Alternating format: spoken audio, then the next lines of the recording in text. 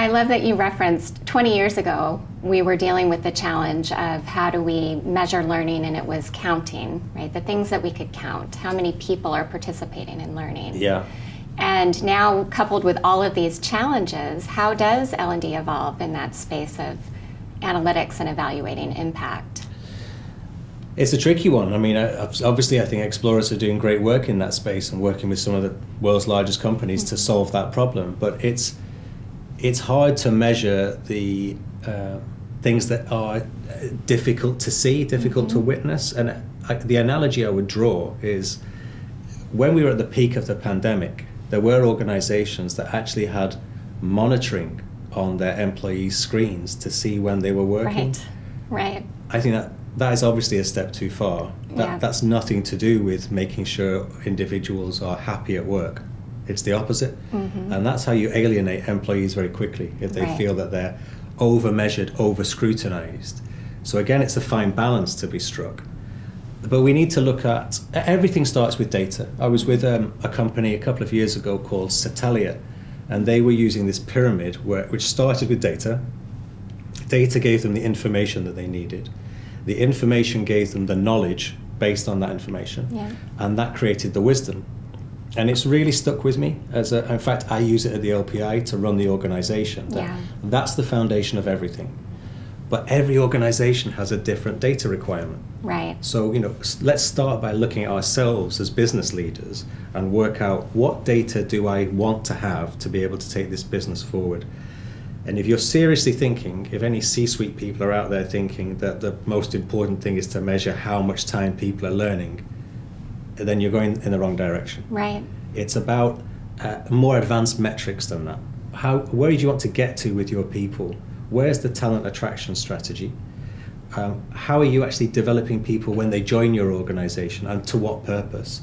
And how does that align with the 3-5 year plan? Although these days a 1 year plan is probably the most forward-looking that you can go if you're running a company. So yeah, I think it's very different for every organization in respects to the data that they need to gather to be able to build an effective strategy. So I couldn't sit here and say these are the 5 data points that you need to get in an organization. It's different, and I mean, you know that probably better than I do. You're dealing with people all the time to do this. And it varies by their strategy, by their culture. Yes, exactly. But what's important is that it begins with data, that we need to think about what is the data or the wisdom that I need to make these decisions for the future.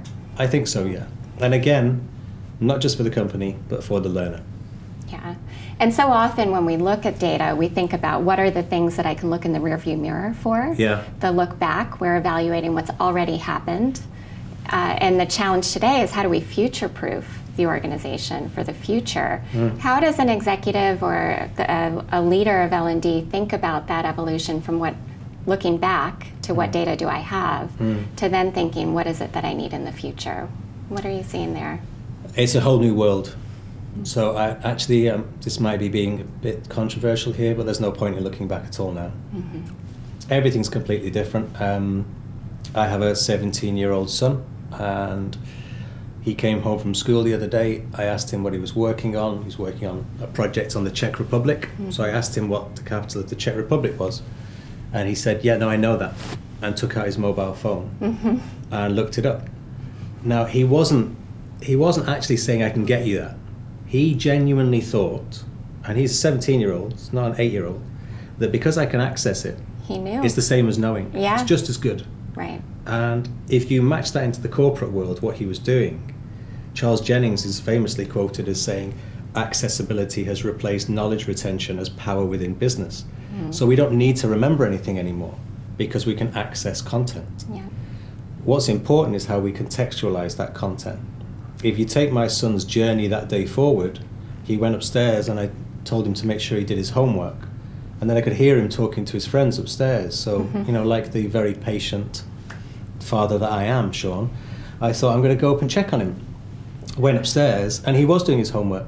He had his monitor in front of him, and to the right he had his Amazon Echo to get the information he needed, and he was socializing the content on his mobile phone in a WhatsApp group with his friends. Yeah. Who's doing it right? He Right. is. Yeah. So that's the way he wants to learn.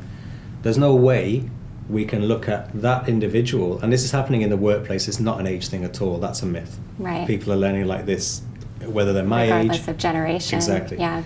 We can't use the data that we were using 20 years ago to measure the impact of learning now, because it's just a completely different entity. Right. The technology that's being used, the motivation, the time that we have, where we're going for it.